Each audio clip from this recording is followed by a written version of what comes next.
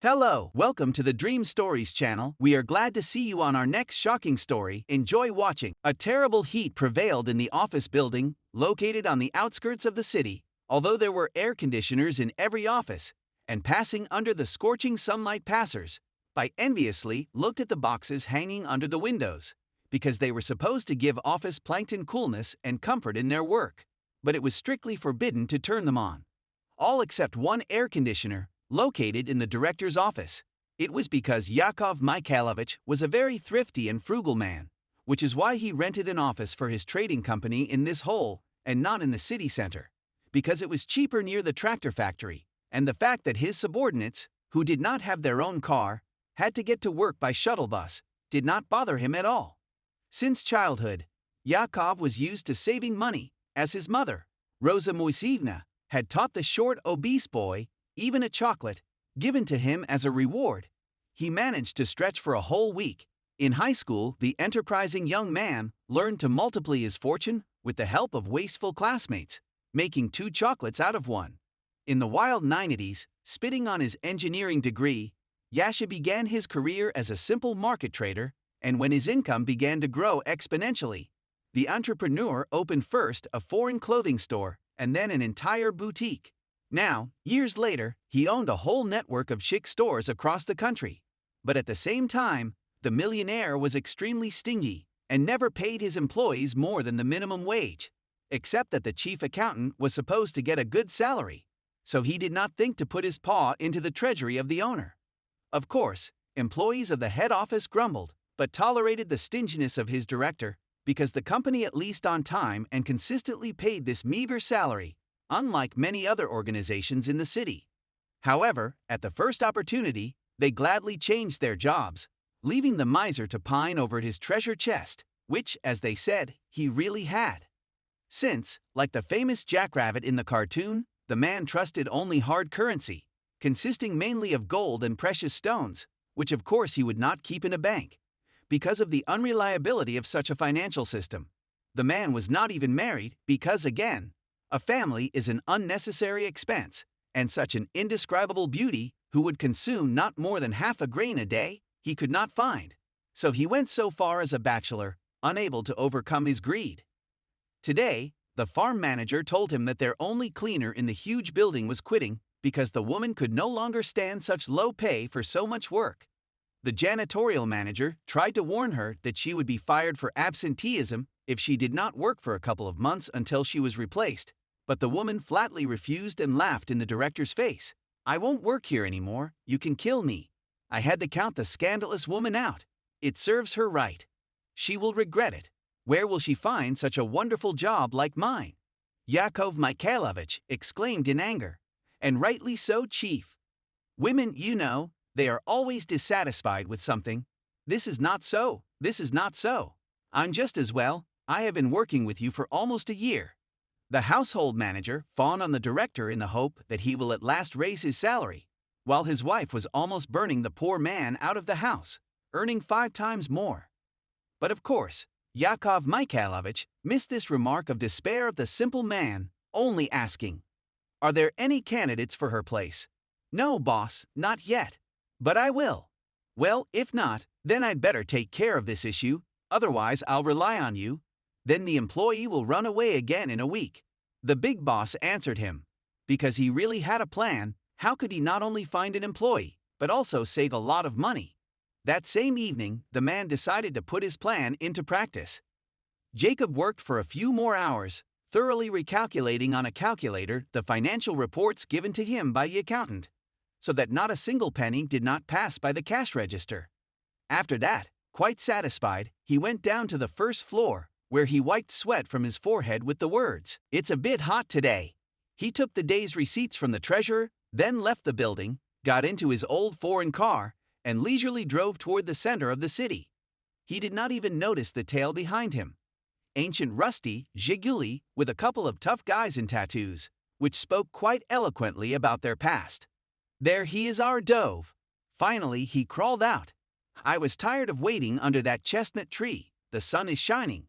But the damn sun is so hot today that you could even lay on a griddle and have a good steak." said a lanky young man whose huge hands made the steering wheel of the Soviet car industry look ridiculously toyish and ridiculous. Wait a bit, Serpent. I feel that we are on the right track, and this fat man will lead us straight to the money, and there to Yalta. We'll buy ourselves a car with a tape recorder, and we'll sew suits with a tint. Ha ha ha, the girls really do not promise. You after all have your Zinka. I hope that she heard the right information. I would not want to mess up.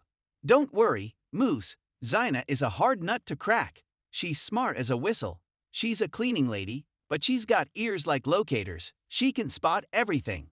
I'm sick and tired of walking the earth like a beggar, and these masters of life will control me. No way. Shisha.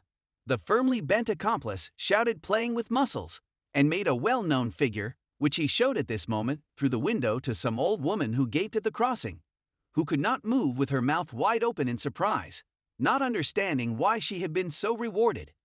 Meanwhile, unsuspecting Yakov Mikhailovich reached the center of the city, where the jewelry shop, where his compatriot worked, was the primary target.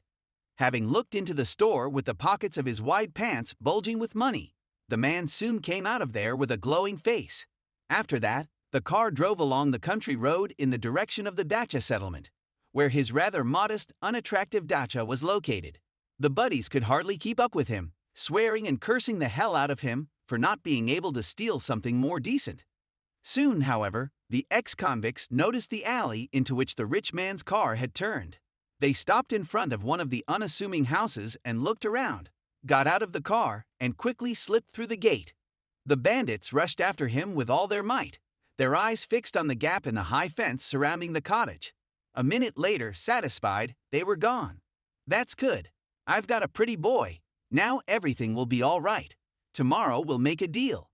A mosquito can't find his nose, laughed Moose. Well done, Zinka, even if she doesn't know where I got it from, but I'll bring her a gift. She deserves it. Serpent echoed him. While his friends were discussing the plan of further action on the way home, Yakov Mikhailovich finally moved on to his main task for the day, to find a new cleaner for his office. To do this, the man came up with a marvelous plan, going to a nearby garbage dump, where he knew the homeless had set up an entire town of planks and plywood. There he hoped to find a new employee for half the price. As the man approached his goal, a rather neatly dressed lady was leaning over a dirty mattress on which an elderly woman lay, in one of the shacks closest to the road. Looking anxiously into the old woman's eyes, her daughter asked, "How are you today, Mommy?" "Oh, daughter, and do not ask. How, in your opinion, can feel a man of my age, which in his old age is left without a home, turned into a bum, and even his heart as if out of spite? See, instead of being in the hospital for surgery, I'm lying next to a garbage dump. I never imagined that after working all my life as a teacher, I will die not on clean sheets, but in the dirt with rats and mice, which here, Lisa the sea," responded her mother. "Oh, Mommy, it's all my fault. I just happened to get in touch with this Vladimir," cried a woman. "Well, enough of your tears, Lizanka. What's past is past. There's nothing you can do about it. There is no justice in the world, not even the court has helped us. Those crooks have everything in their hands. They gave him a suspended sentence and obliged him to give us our apartment back. But what's the use? He's already sold it, and he doesn't have any money. Now he'll pay us back bit by bit all his life. Mom, did we really want so much? We thought we'd sell our apartment, buy a house in the country, and use the rest of the money for your surgery. I quit my job. Now my place is taken. And what's the result? No apartment, no house, and you need medicine. All your pension is spent on it. Well, you lie down a little longer, dear. Wait for me, and I'll try to go into town. Maybe I'll be able to get something there, because the local dump has been divided up for a long time. I tried to come here, but I almost lost my head. At least they let us borrow this shack," Elizabeth told the old woman, and then she went away, holding back her tears. She and her mother were extremely unlucky in the sale of their city real estate, but it is good that they remained alive, because black realtors often do not stop at nothing in their dealings. The only thing is that now the woman had no idea how to live and she should be alone, but she was with her mother and the winter is coming. She would be able to survive somehow in the shack, but her mother would freeze to death. Thinking about all this, the woman was sadly walking along the path leading to the road to take a bus to the city. But suddenly she stopped when she saw a well-fed man in front of her, who looked her over from head to foot and said, "How nice, Scruffy. Do you live here?" "Hello. Since recently I have," she answered him, regardless of the rude tone of treatment. "I have something to do with you. Is it hard to be a beggar? Didn't you earn a lot of money?" "It's hard for me and my mother. A man deceived us, so we ended up here," cried Lisa. "So come and join me as a cleaner. I'll pay you, who doesn't even have a residence permit, quite generously, half of your official salary. Of course we can't register you, but if you try to steal something, a pen or a pencil, you're on your own recognizance. I'll take it out of the ground. I hope you don't have fleas on you." Of course, if such a job offer had come to Elizabeth not long ago, the employer would have been sent on all fours, but in her present position, the only thing she could do was to say yes. She had no other choice. The very next day, the woman went to her new workplace. As arranged, Yakov Mikhailovich was waiting for the cleaner at the entrance to the office building. In the personnel department were almost laughing when the director introduced the employee. "This is Lizaveta, a regular tramp, a little dirty, but that's nothing. She will take our bucket and a rag, and not only clean the floors, but also herself. But don't spend too much on detergents, save your money." At these words the boss left, having warned me not to register the maid officially. And so began her first day at work for Lisa, a cultured and intelligent woman, a former accountant. From habit, by the end of it, she could hardly stand on her feet, having scrubbed the endless kilometers of long corridors and wide offices. But the director was not too satisfied with the work, handing the woman a single small bill from his purse, her earnings today, and called her a sissy in the end. After that, Yakov Mikhailovich left, having decided to visit his dacha again. This time the blue, inconspicuous jiggly of the snake followed him. For the lovers of easy profits, it seemed that their day had finally come. Elizabeth hurried to the bus to prepare a simple dinner for her and her mother from the groceries she had bought on the way back. An hour later, she was walking along the road to the junkyard when she saw an empty glass bottle in the bushes on the side of the road, and she turned to get it. As she bent down for the container, completely hidden in the bushes, she suddenly heard voices. "Well, Elk, well done. You cut his brakes good." Jasha went to the ditch. His car was hanging on the spit over the precipice. He was about to fall down, and he was unconscious. "It was an accident. What can I say? There's no question about it. Let's hide the sacks in the wolf hole to save harm for now. Nobody will come here. And when everything settles down, we'll live like kings," suggested his companion. You're right. Elk answered his companion. In a moment, the men took the heavy bags off their shoulders and pushed them into the hole, and covered them with leaves of the previous year. Then, jumping into a car whose license plate number was permanently engraved in the woman's memory, they drove away. At once, having got out of her hiding place, Lisa ran along the road, and in a few minutes almost dumbfounded, when suddenly she saw the car of Yakov Mikhailovich hanging over a steep slope. And indeed, it was barely hanging on, sliding lower and lower. Without a second's hesitation, the woman rushed to the rescue. Even in spite of all the insults the man had managed to inflict on her in less than 24 hours. At the last second, she managed to unbuckle her seatbelt and pull the driver out before his car tumbled over itself and into the abyss. The fireman woke up when he felt someone rubbing something cold on his face. What was his surprise when he recognized the homeless woman whom he had called to work yesterday. But Yakov had no time for gratitude. The poor man rushed to his dacha, but when he saw the barn destruction, his heart fluttered. And when he looked into the basement and saw that the trunk, in which he had been storing his valuables for several years, thus saving on the bank safe, was empty, Yasha fainted. And when he woke up, he rushed back to the engineer, who was already in her hovel and was leisurely cooking dinner on the stove. Bursting into the dwelling, the man begrudgingly shouted, "Lisa, please lend me some money for the bus. I need to go to the police. They robbed me. They took away every penny." But the woman only smiled at his request and led him to the wolf pit. "Jacob Mikhailovich, will this be enough for your fare?" she asked him cheerfully, pointing to the sacks. The businessman was at once relieved at the opening of the sacks, and the only thing he could utter was, "And you did not keep the jewels yourself."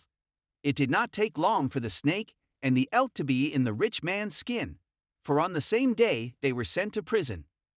Zinka sighed freely again. It was certainly not the husband she had dreamed of. The next day, the office workers were almost dumbfounded when the director turned on the air conditioners and introduced the new deputy chief accountant. In the smart woman, they could hardly recognize the yesterday's homeless woman.